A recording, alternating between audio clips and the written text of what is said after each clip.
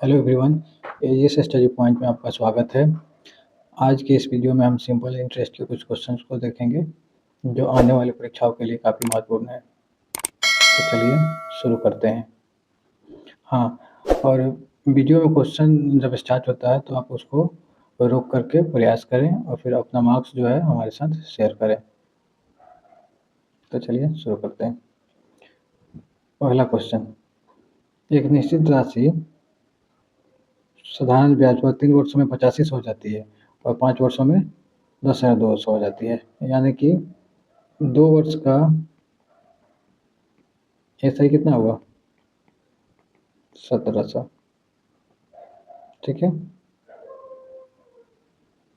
तो 3 वर्ष का कितना हो जाएगा 3 वर्ष का, तो 1700 बाई 2 मल्टीप्लाई 3, यानी कि 850 गुना 3, ये 0 हो गया। और फिर ये 15 के 5, 24 से 25, 2550 रुपया होगा। तो चलिए इसमें से माइनस कर लेंगे। जब 3 साल का ब्याज निकाल लेंगे तो पी का वैल्यू कितना हो जाएगा, तो 8500 में से आपका चला जाएगा 2550, यानी कि बचेगा 5950। ठीक है, तो अब हमें क्या निकालना है, रेट निकालना है। तो रेट बराबर क्या हो जाएगा, जो इंटरेस्ट दिया है यानी कि 2550 गुना 100 और नीचे होगा मूलधन गुना समय। तो मूलधन कितना है 5950 मल्टीप्लाई 3, ये 3 से बचाएंगे तो कितना हो जाएगा 850, कितना हो जाएगा 850। ठीक है, ये 1 0 से 1 0 चला गया और 5 लगाते हैं तो ये 17 हो जाएगा और ये हो जाएगा 5 लगाएंगे तो 1 1 9, तो 119 लगाएंगे 17 से तो कितना बार हो जाएगा 7 बार में, तो 100/7 कितना बचा ओवरऑल 100/7, यानी कि 1498 बचेगा। 2 क्वेश्चन 20, तो 7 दूना के 14, 6 7 हुआ, 7 और 56, यानी कि लगभग 14.28%। ठीक है, चलिए आगे बढ़ते हैं दूसरे क्वेश्चन की ओर।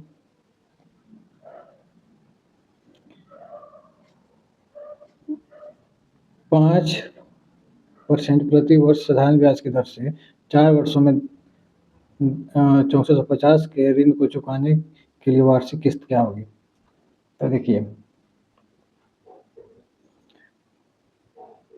मान लिया जाए कि किस्त का अमाउंट 4 वर्षों में क्या है, तो ये 400 हो गया। ठीक है, और ये मान लिया जाए कि किसी मंथ को हम बेस मान के चलते हैं कि जनवरी में मान लीजिए कि बिल पेमेंट हमें चाहे इंस्टॉलमेंट जमा करना है। ठीक है, तो इसके लिए देखेंगे, तो ये तो जब हमारा ऋण शुरू होगा तभी जमा करना पड़ेगा, तो इसके लिए तो ये 100 का 100 ही देना पड़ेगा।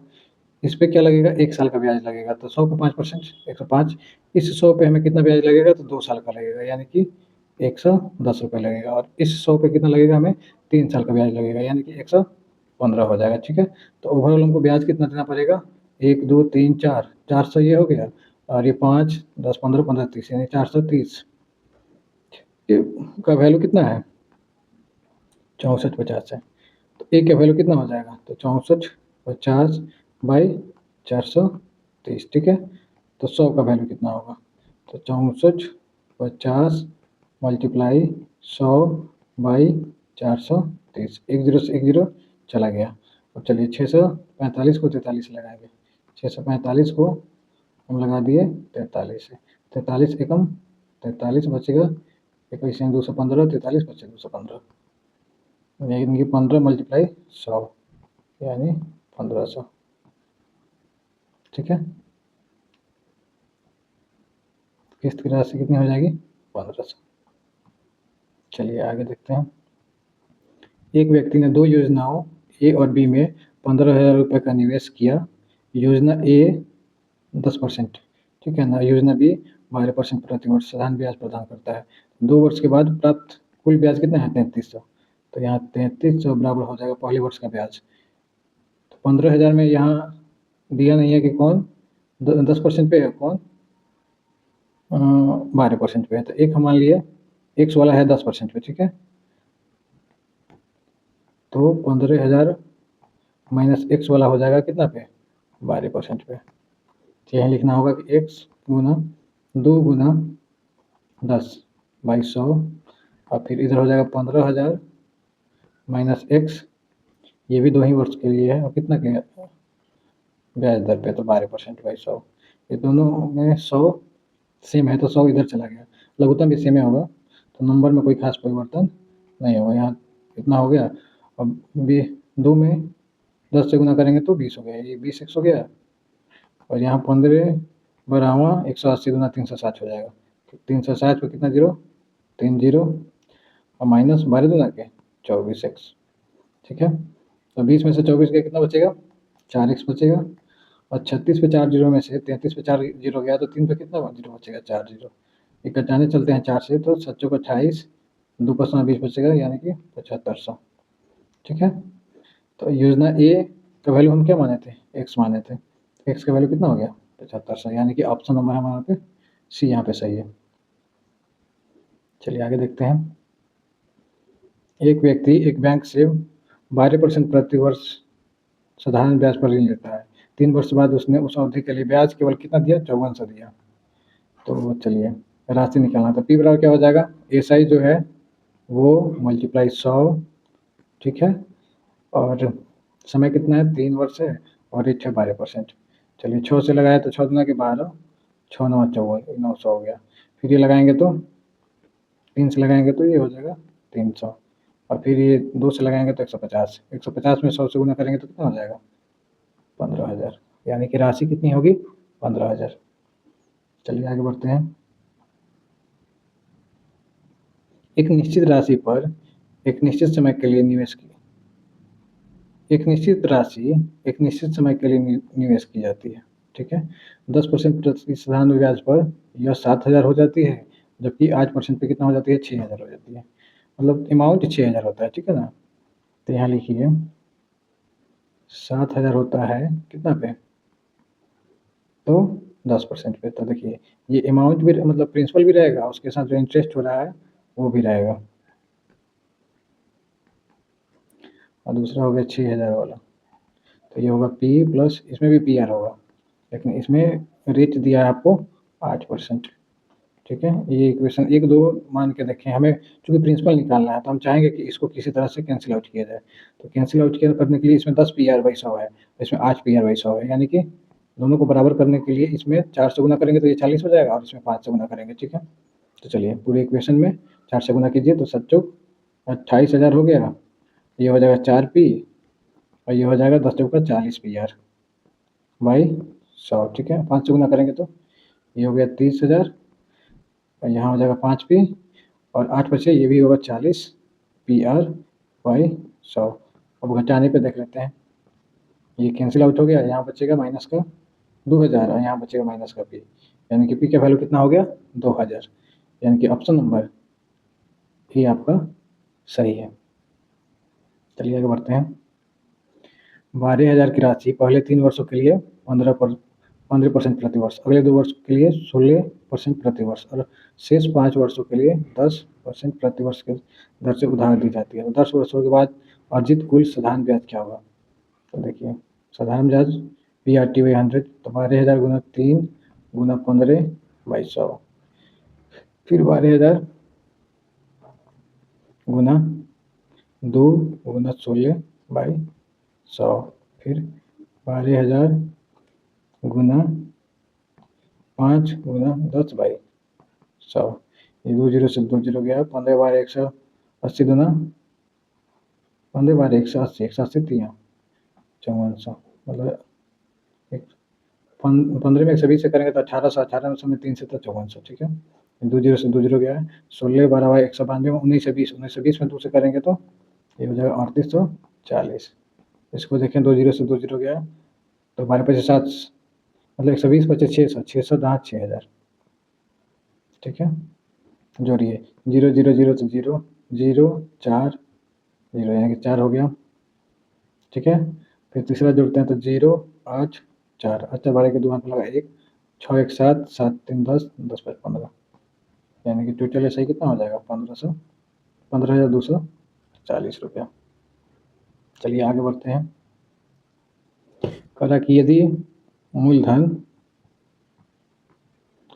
और 5 वर्षों के साधारण ब्याज का अनुपात कितना है, 10:7 है, तो दर निकालें। तो रेट बराबर क्या होता है, एसआई। तो एसआई 7 दिया है, मल्टीप्लाई 100, आपको प्रिंसिपल दिया है 10, तो कितना वर्षों के लिए, 5 वर्षों के लिए। 1 0 से 1 0 गया, 5 दूना के 10, तो रेट कितना हो जाएगा, 14%। यानी कि ऑप्शन नंबर ए आपका यहाँ पे सही है। चलिए आगे बढ़ते हैं। 8 नंबर,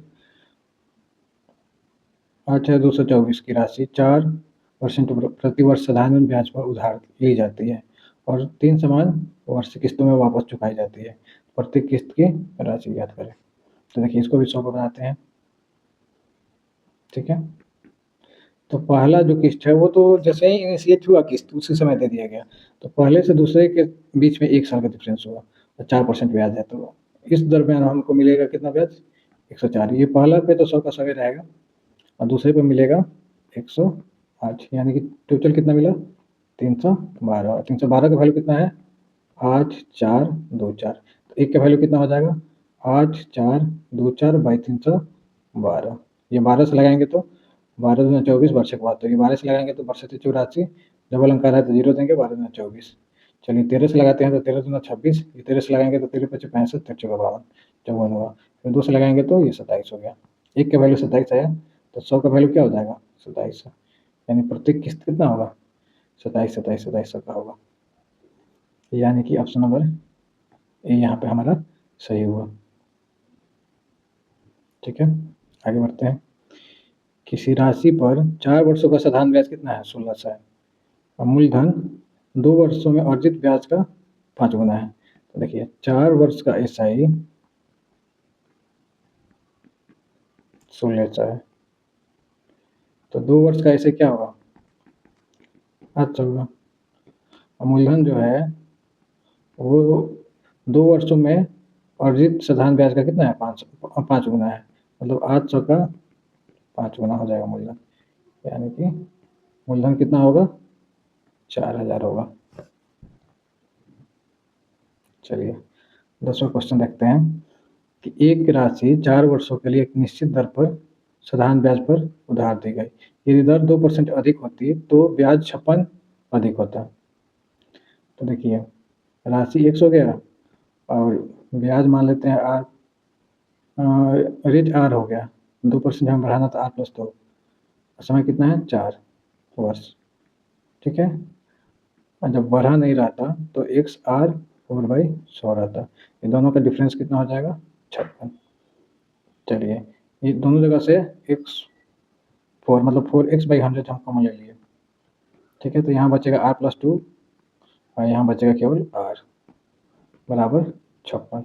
ये R से R कैंसिल आउट होगा, ये 2 से जाएगा, ये 56 कितना बार में, 28 बार में, और 4 से 28 कितना बार में जाएगा, 7 बार में।